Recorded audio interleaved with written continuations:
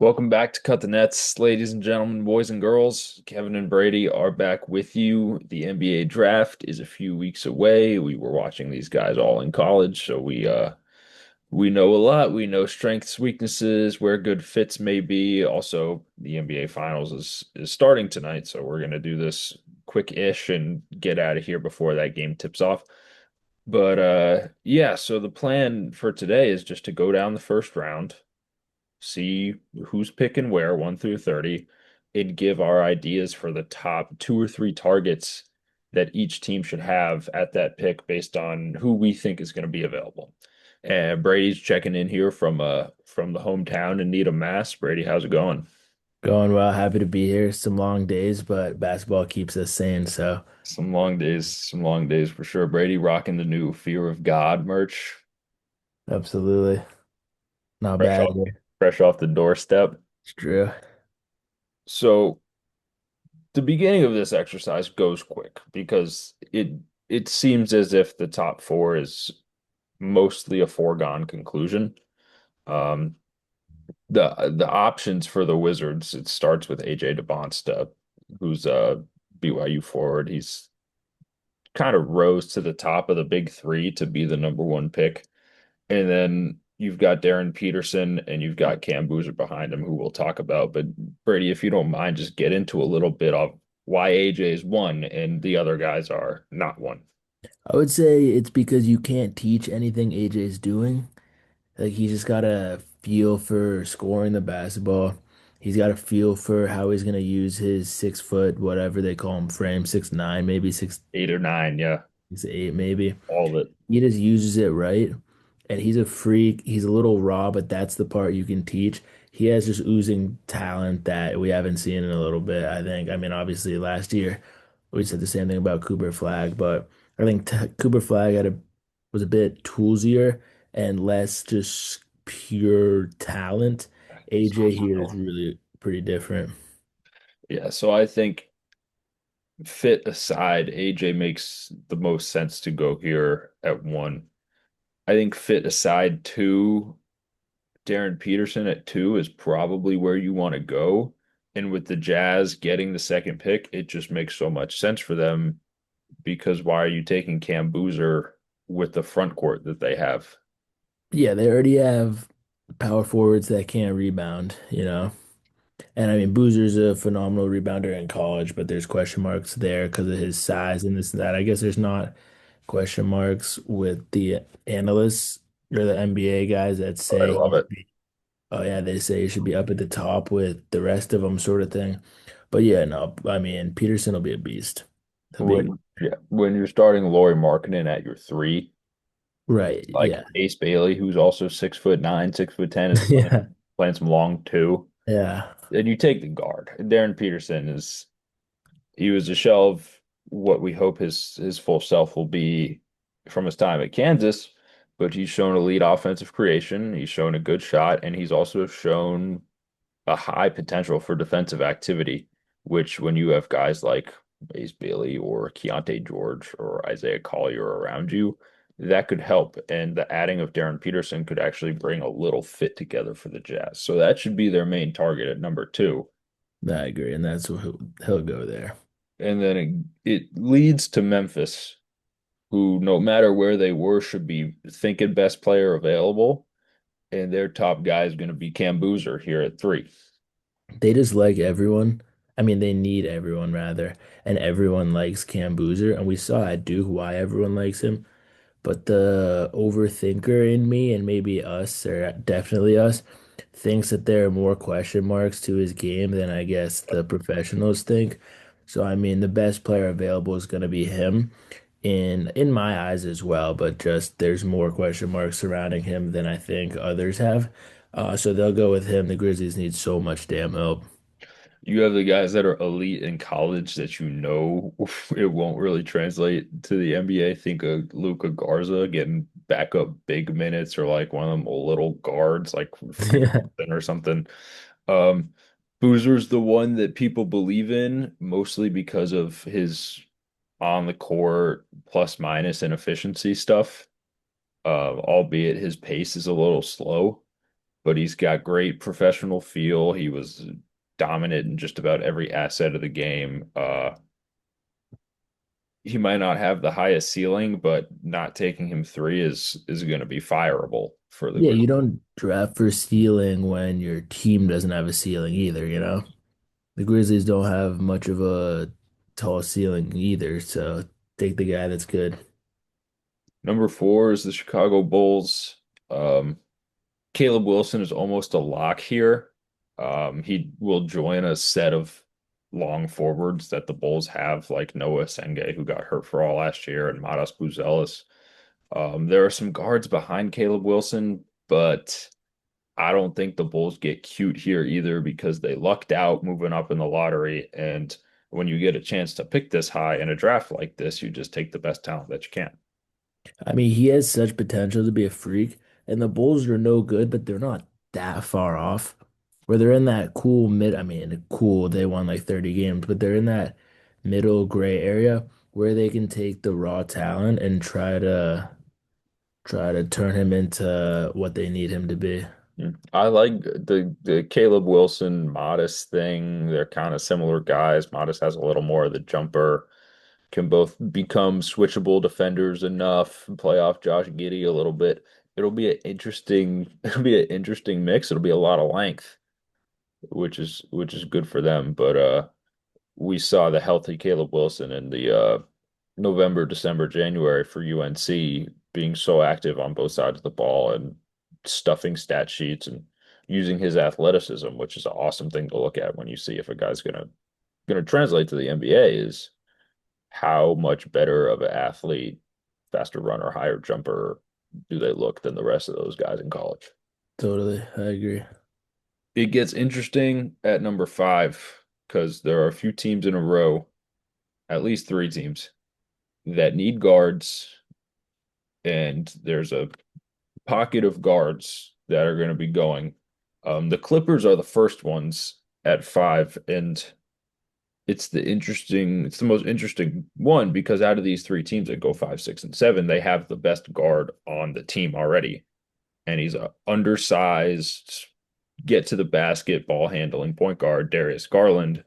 So it might tweak what they want fit wise. What do you think the Clippers should be looking at here at number five? I mean, I think the issue is that trade that they made to get an undersized guard in Garland, and it limits them. But I really feel strongly, and this is not a diss on Keaton Wagler. I just think he's the third best out of the three of him, Flemings, and Acuff, who were the three best guards in my opinion. And so I have Flemings as not necessarily the best, but as the one he's a dog. He's got that dog mentality. He can play bigger, play scrappier, play all of it, you know? So I think that's where they should go. Although I've been seeing a lot of Wagler here. He's way taller than the others. You can't have two guys smelling like on their tippy toes to get to 6 feet on a basketball court. It makes it difficult. So I understand that. That's where it gets interesting for the Clippers because Keaton Wagler, out of those three that you mentioned, probably has shown the most holes in his game, especially as a point guard. He's kind of not one by nature. He's 6'6". He's also shown the most ability to be comfortable playing off the ball and playing as a two guard, as a wing, which would fit with their team. But also, you have the argument like we kind of just traded Darius Garland because he was money and stuff for offloading James Harden. Yeah. Who's to say we're building this pick number five off Darius Garland?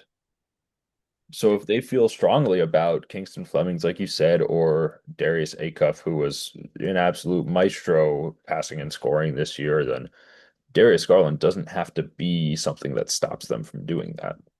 I agree. Um, so the Clippers will get the ball rolling with the guards, specifically those three guys at number five. The Nets are next, or the Kings are next. The Nets are The six. Nets are six, and the Both of these Nets teams can take anything. They stink. They got no roster. they're gonna take the best player available, which at this point, if it's Darius Acuff, I think it's Darius Acuff. Um, I think it's Jacob as well. I think Mikel Brown Jr. enters the equation here for some of these teams. He doesn't necessarily enter it this high for me, but he was a guy who had a college season that was up and down due to injury. There were some turnover issues, but there was a lot of high volume offensive efficiency. There was a lot of impressive 3-point shot making. It almost feels like he's a light version of what we see as LaMelo Ball now, especially with the length. But we only saw it in ebbs and flows in college. But he could get in the mix as early as sixth year if it's a cuff that goes five, I think, for the Nets. I think that the Nets will end up with a cuff if I agree. um the Clippers, like we were saying, decide they can't go to small They go guards. 6'2" Yeah. to So me. 6'2", but you look at him and we're like, oh, I see right through your measurement. You're six flat, you know? Yeah. And so I think they see a guy had 49 points against Alabama. He was a beast all in March. And now, mind you, the Nets, if you threw the Nets in college, they wouldn't even make March sort of thing. So they haven't seen the playoffs in however long, but it's Yeah. like that's the type of guy you need, just some scoring. And he's not like the Cam Thomas type of scoring. No. He's like, I'm gonna go help the team Bully and ball. get my own type of. Yeah. He's actually a great passer as well, but I don't know who he's passing to. Like him and Diego are just gonna pass it back and forth until one of them puts it up. Yeah. No, I think that would be a steal for them. I agree with all that you said. Um, but I would just A cuff here. If not A cuff, I think Flemings would be good here. I think they'd all be good here, which is not a good answer, obviously. But because the rosters are so poor, Yeah. and these kids are so gifted, I mean, why not? Yeah. Same goes for the Kings. Yeah. The trouble I think with Kingston Flemings here is, and not as much the Clippers, but especially the Nets and the Kings are just so empty that Yeah, they might lean towards a guard with a higher offensive upside. 100%. That's In like, this case, would not be Flemings, even though he's the best defender and maybe one of the shiftier ball handlers, and he's got a little size. He's 6'3", 6'4", but he doesn't have like the 23 point a game yeah. scoring I was upside going to compare might it be to for Davion Mitchell, who's obviously a proven winner. He was more defensive minded. He was straight defense that happened to be on a good team, a winning team. He was obviously he's gifted at offense as well. Um, but that sort of thing where a team that needs a spark plug is going to go get him, and they know besides the spark that he can do X, Y, and Z on the court as well.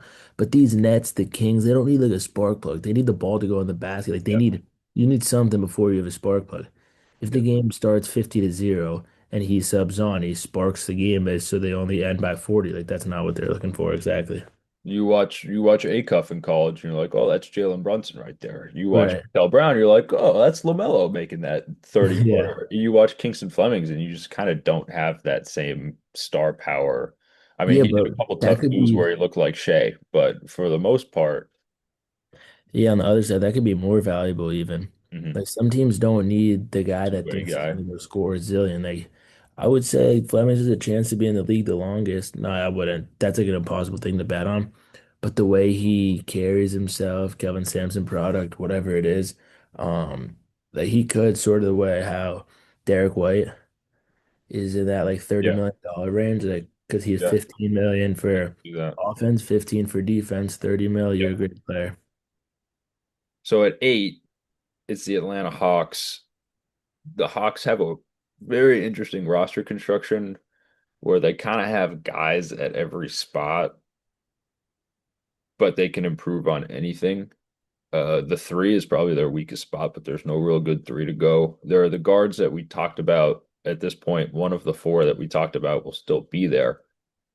And then there's also a Di Mara I would say that OKC could trade into this pick for a Di Mara. for one of the Michigan kids. I've convinced Yeah. myself that OKC really wants one of the Michigan kids, and I don't know which one it is because Yeah. I think it's Mara, but then I go on social media and it's always the Axel sort of thing. So I'm gonna speak for to this pick that OKC traded into it. All right. And if it's if it is Mara, the one they want, they're gonna have to get him Yeah, here absolutely. because the Hawks have too good a case to take him. The Hawks don't need a one. They don't need a point guard. And in terms of who the best players are, you still got like three more point guards to go Yeah. until but basketball, five players on the court. So you gotta think position wise. I think the three, they could obviously play Jalen Johnson small or play CJ big sort of thing, depending on substitutions. But a real pure three is definitely their weakest. That would be Yaxel, but that's not going to be their pick here, I wouldn't think. Yeah. But if they trade back, honestly, to Win-win right trade there. back with the Thunder, that's 12. And then That we're could talking. be. And You they could might, also they could take Mara straight up and have the Onyeka Kongwu a day Mara center rotation, which gives you pretty much everything but spacing at a very high level.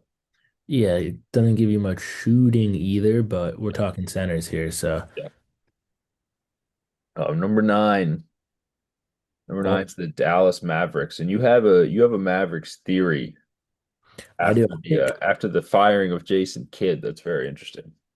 well, I was thinking that the Mavericks fired one of the best point guards in history as their coach before they most likely, almost for certain, draft a point guard. Point guard. And I would think I know Jason Kidd wanted the role in he wanted the executive role opposed to the coaching role. That was a report that came out, makes a lot of sense. I don't think that that would have been enough to make him run his mouth and get fired. I think there was disagreement on this pick almost that although there he might have run his mouth a little bit here and there, that set it over the edge. So although I think Mikel Brown would be the pick here, I have Braden Berry's penciled Yeah. in the tentative mock draft that I have made. And I think they'd both go very well. I think I would take Mikel Brown here just because of what you were saying earlier. He has some microwave scoring. He could move the ball, which is most important on that roster. He's going to be playing next to Coop, whoever, whatever big guys, Lively, Gafford, whoever they end up keeping, stuff like that. So there's passing there that Braden Berries, he didn't not show, but he didn't exactly show. So I Mhm. think I my theory brought me to Braden Burns, but I would go Mikael Brown here, and I think if my theory is incorrect, which is obviously a long shot, then it will be Mikael Brown here at this pick. Yeah, I think the upside of Mikel Brown is great. I think if you already have a guy on your team, Cooper Flag, with the upside that he has, then you might be able to get a little creative with this pick. And not to say Braden Burris has a slim upside. He was doing his thing in Arizona, scoring at three levels, showed a little ball handling, not a ton of passing, just because who was around him on the team with Jaden Bradley. But if Burris doesn't go here to Dallas and those four guards that we mentioned, Brown, Flemings, Acuff, and Wagler, are the ones that go in this 5 to 9 range, then he could be the top target for the Bucks because the Bucks are at 10. Giannis is almost certainly out, so the Bucks may be picking again in this top 20. Um, they got to go best player available, and you could argue that it's Yaxel Lendeberg here, but also they're starting a rebuild. They have to go best and youngest player available, and Burries is 20, freshman. Yeah, I think that's what I think they will go berries. And I also think that the youth that they're gonna look for is the reason they won't go LeBaron, even though he's a 21-year-old sophomore, is not all that far-fetched. But I think that's where you differentiate there. And their Twitter's been loving LeBaron just because not because he's any better or worse than the next guy, because there's similarities to SGA, this and that. So I agree with you. Yeah. Draft the youngest talent. Don't go too raw because you if the super raw guy plays against bad players, then he's a bad player, sort of thing. So I agree with what you said. But it would be Mikael Brown Jr. here if he falls to 10, which Oh, is absolutely. which is unlikely. Um, I guess there's a chance Keaton Wagler falls to 10. There Some definitely is that. people are back and forth. Some people are like, "Oh yeah, he's for sure fifth," and some are like, "I got him like 12th, 13th." I wouldn't think past nine. I wouldn't fall him to 10, but Wouldn't think past nine, but yeah, could be. Dallas would like him. Yeah. 11 is Golden State. This is where I like Yaxel Lendeberg the most just because timeline, like Golden State, this core has a year or two to do something with Steph Curry. And if you take the old guy that is already very polished, then it gives you the best chance for the immediate. I agree 100%. I think Yaxel, because he's older, and this team, like you could draft a 33-year-old for all you care. Once Steph is done, then you like the Warriors are done and they start over. So that he's unfortunately Yaxel's going to be a part of a starting over program if he is drafted here. I don't think they necessarily have to target anything too young. They could go super raw, like Ament stinks. He's a bad player. But if they think like he's 6 foot 10, whatever, like He'll be that's something in 2 years. yeah, exactly. That's a possibility. Like the Lopez kid that no one knows about. I saw Yep. he was mocked like way later in something I saw a little bit ago. Um, Yeah. like that could be a thing, and they're like, oh, let's turn him into something down the line. Yeah. It depends where they're thinking. If they're thinking for this season, if they're thinking for um into the future. I'm not a Warriors fan, so why would I ever think into the future for them? Right now, I think it actually makes sense. Yeah, Burries would be good here too. I'm not gonna say Burries would be good for everyone down the line, but like the Warriors do need some shooting help because it's just pods. It was just Yeah, terrible. he's no And good. Moses Moody's injured, so Burries would make sense if they want to kind of complement Steph better in that way, but taking the age is would be okay for me here. Starting at 12, it's the first of two teams that picked twice in the top 20. OKC is playing with house money at 12. They could they could gamble. They could take Lendeberg if he's there, which would be awesome for them. They can just about do anything they want here at 12, such as trade up, like you mentioned. Yeah, I do think they're gonna end up trading up, and I don't think they're gonna get into the top four because I think the GMs of the top four picks get fired if they trade with Yeah, OKC, they're regardless holding. of whoever they get. Um, I was thinking Case and Wallace might be gone. There are guys that might be gone. Mhm. I don't know if they necessarily replace them with in the draft I because think they're Joe is gone. yeah, Isaiah And Joe's gone. Hartenstein has money that they need to decide on, so the Yeah, Mara absolutely. thing. So like, do you go big? Do you go this? Do you go that? I think I know these guys have already been named, but I think the best two guys for them um are the Michigan guys.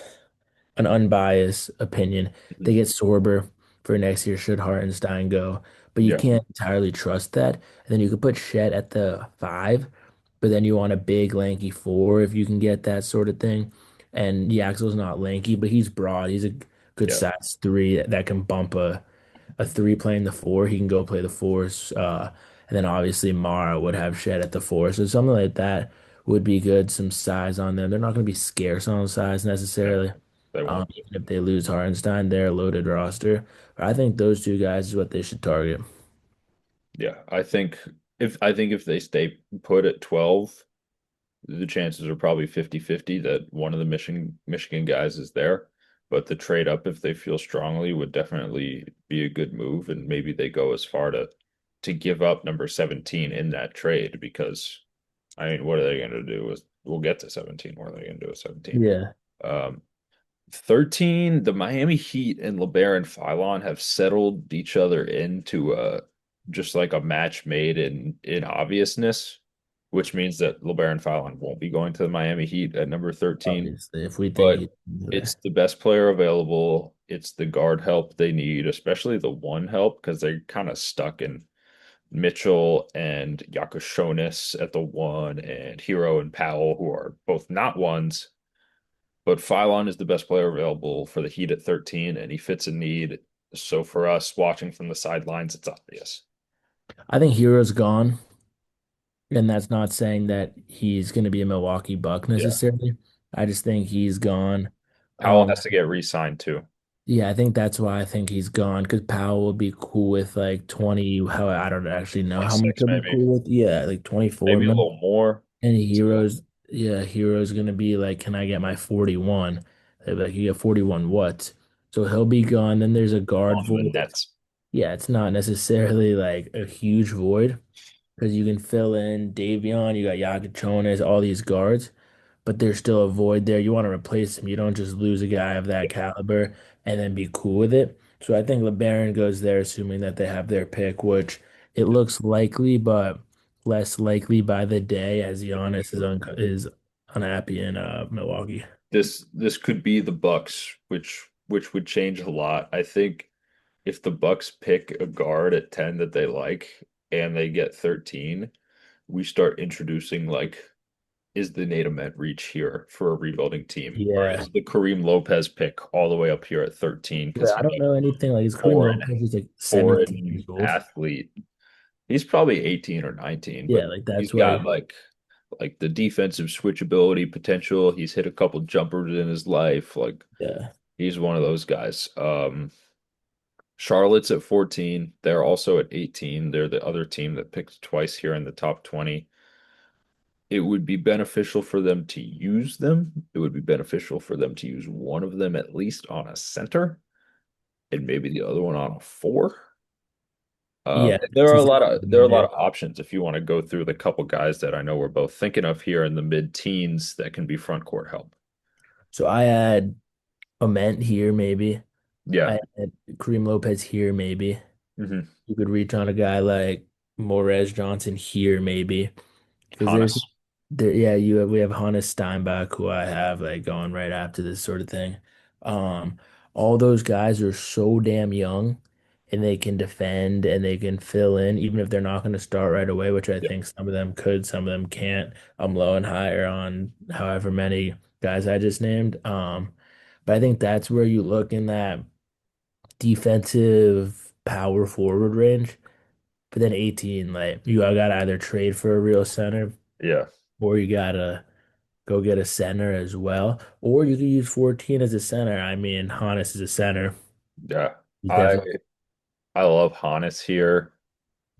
I think for the rebounding more than anything else.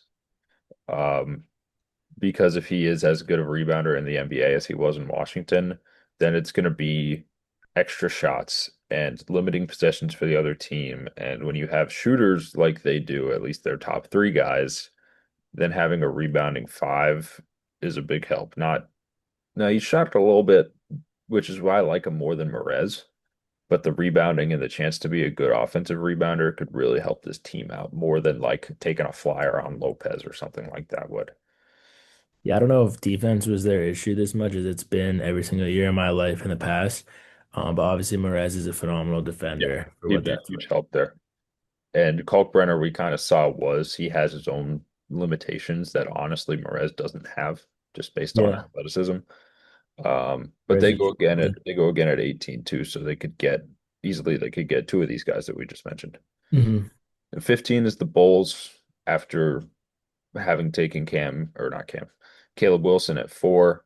I like Cam Carr here. I think he's flown up the draft boards recently, and they need help at the two and a half, especially on the offensive side of the ball. They have a Coro, but he's the defensive side of the ball. So I really like Cam Carr here, and I kind of don't like anyone else. Yeah, I just don't know what they need if it's so they take Wilson, It's wing who or a five. yeah, they're gonna have to figure out if they're gonna play him at a three, at a four, if you're gonna boost him up to like a big four sort of thing. So I don't know in that regard. So I would agree. I think you go wing here. Cam Carr, he's a long wing, plays good defense, can score it. He showed in the combine. He showed this season as well. So Best I shot agree with creator you left. there. What? Best shot creator Oh, left. absolutely.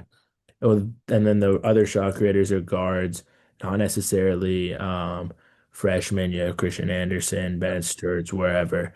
And that's not where they should go, obviously. So I think I agree with you for sure. The Bulls could go, they could go five here, but you'd want it to be a little bit more of a spacing five with Wilson and Modest and Josh Giddey all on the team, which is not, they don't really find that at 15. You might find it at 20 or 25, but if they're looking for their best bang for their buck, I think Cam Carr is where their head should be. I agree. And 16 is Memphis again, the team that picked third. I was thinking about this on the drive home from work, weirdly enough, because I knew we were doing this, but like the Grizzlies need another front court piece and they need another guard, but ideally one that's not like too small and can't hold his own on both sides because they kind of have Yeah. that. They have Walter Clayton and Pip Jr. and Javon Hall. Like they've got three 6'1" guards, and the best guards Yeah. available at this point are 6'1" guards. Right. So I think front court, like if Perez Johnson's here, Yeah, he definitely should be here.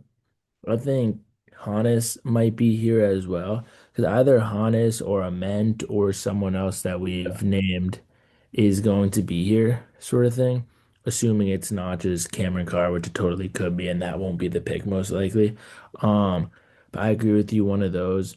I'm very low on Quaintance, yeah, me too. although he's gonna go somewhere relatively soon because of This his is where we start talking about him. yeah, just because of his length. But those guys, you gotta just look into them. So I agree with what you had said. I don't think Edie's reliable. I don't think you can bet on Edie to go out there and play more than 50 games in a season. I don't No, think you can bet on Edie to average more than 10 and 8 in a season. 12 Like, points. yeah. The thing that would crush me for the Grizzlies is if you take Nate Ament thinking that he's your Santi Aldama and he just stinks. Yeah. Which I That's don't know. I don't know if that would happen, but it's always on the board. yep. So we have the Thunder here again at 17. They might end up making this pick. They might end up not. This would be an okay gamble on Nate Ament or Kareem Lopez as an already established team. I owe it to myself to bring up the name Alan Graves from Santa Clara. Yeah. No, I don't owe it to anyone there, but I didn't watch any Santa Clara, I but watched one game. oh yeah, that one. The rebounding is great. The shot is there. The defensive box plus minus is unreal. Teams could like this guy as early as the lottery. I don't see it over the guys that have been in the top of the draft all year, but if you're one of these teams that has multiple picks, then it's easier to go for a guy like Alan Graves, where it might be a little uncertain, but the raw numbers are so good. Yeah, I mean, I'll just go back to Case and Wallace being likely gone. I don't know how obsessed with OKC he is, but he'd get a ton of money somewhere else. I'm pretty sure it wouldn't be a trade. It would be he's just done his contracts up sort of thing. So there's where you start thinking guard. SGA is a tall guard. They'll still have J-Dub. So this guy's going to come off the bench. He's going to be next to McCain coming off the bench. So I don't think size or anything. You start to think like Sturts, they don't like OKC only plays fast when they get in transition, besides obviously. But Yeah, besides that, they play a slow, like step back type of game that SGA does and Bennett Sturts also does, sort of thing. could be a I good think fit. there'd be complementary basketball there. Mhm. Mind you, Sturts is also maybe he's a junior this year, I believe. Yeah, he's Um, older. Years wherever, Drake, Iowa. They could afford to do that. They're still in win now mode. They're gonna win whether they win it all or whatever it is. They'll win a zillion games. Yeah. Charlotte, they're 14 and 18 here. They come up again. We kind of talked about some of the front court that could be good for them. Um, I think Christian Anderson out of the point guards could be an interesting piece. I would steer clear of taking a point guard here because you already know which guys are going to have the ball so much. The rotation of LaMelo and Khan and Brandon Miller. So if there's a big guy that you like that you think could make a higher impact than like a 18-minute a game backup point guard, then I think you stay front court here at 18. But the Raptors at 19 are definitely in need of some point guard help. Yeah, I just went like anyone from Sanak to Cantons, I guess I gotta start naming again. Mhm. If Hannes slips, if Ament slips, if Perez Johnson slips. Yeah, Um, that so I should would be say where they're anyone looking. in yeah, that same range. They just got the last pick out of those Yeah. opposed to the whoever had pick like 14 or whatever. I guess it's the same exact team, funny enough, but like the guys that I was naming a little higher with the same names. You mentioned Bennett Sturts from Iowa, slow paced, good ball handling, very good shooter. I mentioned Christian Anderson, good ball handling, very good shooter, fast paced. And then there's Ibuka Okori from Stanford. And these are the 3 point guards that are being looked at from basically 15 through the end of the first round. And Bukra Corey likes the ball in his hands, pretty good decision maker, very good tough shot maker. Um, I don't know exactly what Toronto's going to want. I think the one is probably where they should go because it's Emmanuel quickly and Jamal Shed, who can also be an off ball too. Um, any one of these three guys, I wouldn't be surprised if it goes here. One of them might go before here, like you mentioned. Do you lean a certain way if you're the Raptors here with one of those guards? Well, I agree with there's definitely going to be a guard. I went either Anderson or Sturts. Mind you, I had Sturts as a maybe to go a little higher. Anderson could also be a maybe to go a little higher. I have a Egbuka in a not a tier rather, but I just think he's third out of those three, and he had Yep. the most exceptional season I've seen in a little bit. His shot making, all of it, and it's but I just think these two guys are a little more battle tested. They've obviously been around for a little longer. Yep. They're on better teams, played not necessarily played better teams, but probably played better teams. So I think this might be a Christian Anderson pick. Yeah, I think Assuming I that's fair. sent Bennett Sturts to whatever team I had just said, Yeah. which was all in hypothetical, of course. Uh, Number 20 is the Spurs. We can do number 20 and then kind of just give the best of the rest because it all blends together at that point. Um, I think the Spurs would benefit from front court, but they would also benefit from inside and out. If they want a young version of that, that's Chris Sinak, who can do a little bit of everything, but is raw and is not proven yet. If they want an old version of that, then you go down to a guy like Henry Vesser, who can shoot and has long arms and blocks and rebounds, but 20 is out kicking his coverage a little bit. I Yeah. think that would be what's best for them, especially where they've gone in the past couple drafts. But they might be giving up to guys that are better on the board, but don't really fit their play style as much. Lopez could be good here too for the Spurs. Yeah, so I said Chris and Ack would be perfect here. Yeah. I wasn't even thinking age. He's just a high motor guy. He's gonna try and crash the boards. He's not gonna try to do too much.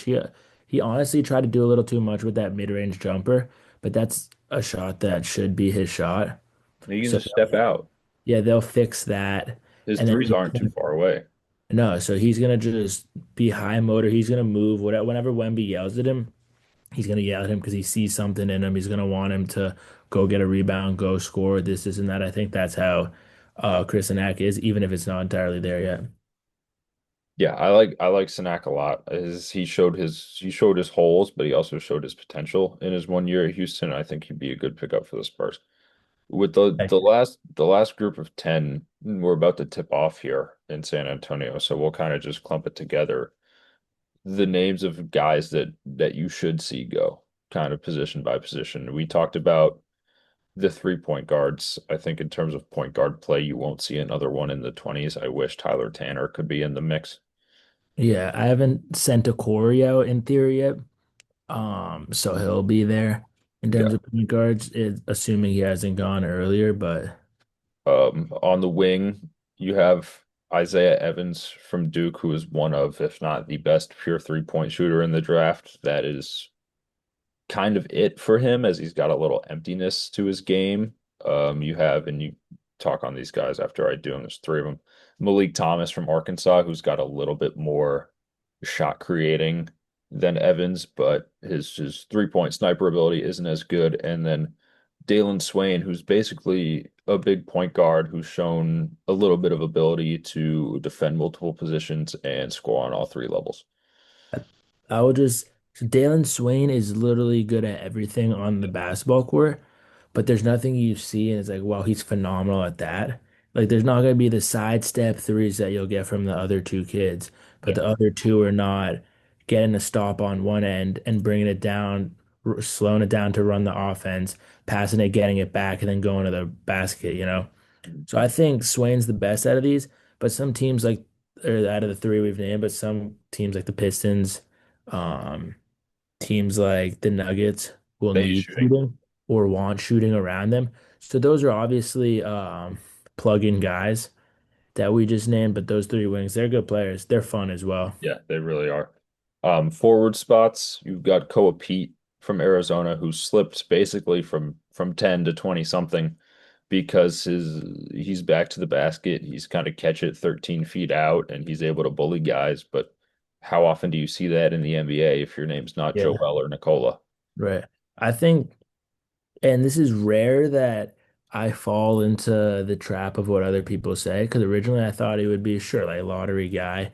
He's a good player. Everything they say makes so much sense. Yeah, When is he going to score? When is he not going to get bullied on defense unless he's guarding a smaller four sort of thing? Hey, I think he's a great player. And I think it was interesting and smart for him to go to the league to just start learn about where he's at. And I'm yeah. excited to see where he's at. But it makes a lot of sense to me that he's slipping when some of these other guys aren't slipping, but weren't as dominant in college. Yeah. If he got to went back to college, it just would have been like same old because they're trying to win college games. But like he's gonna stretch out the jump shot, he's gonna become a little more switchable. He could be more of like a hybrid forward type guy, which I think would be good.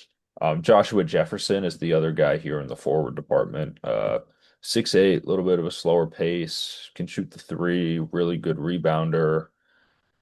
He's older and he's a little bit slower, so that's why he would come down here, but he could be a good rotational piece somewhere.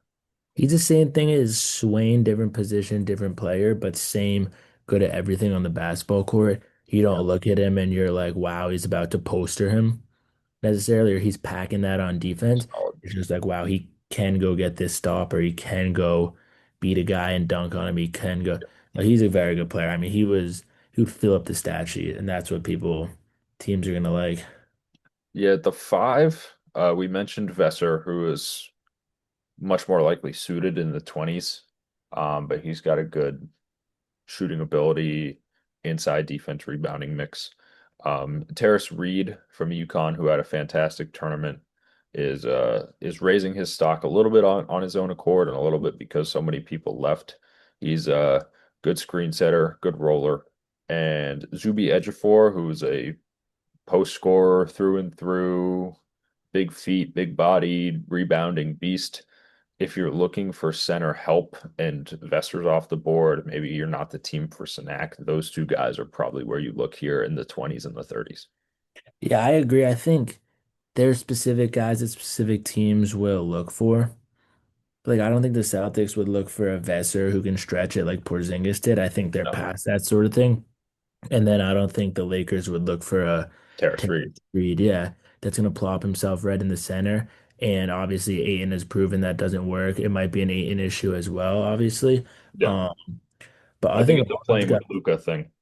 yeah, playing with Luca probably as well. He gets up all these shots, these long rebounds. Aiton just has to watch him go over his head, sort of thing. Yeah. I think this is a bunch of good centers that hopefully the Celtics capitalize on one of them if they don't trade for one. Yeah. Um, well, that's gonna get us to about 30 guys, and we're gonna get off here and watch the NBA finals. But we thank you for tuning in, listening, hearing some more about the prospects, and we'll be back in a couple weeks with our official Pyramid Sports Cut the Nets mock draft for 2026. Absolutely. Go Spurs tonight. Go Spurs, not go Knicks. Never.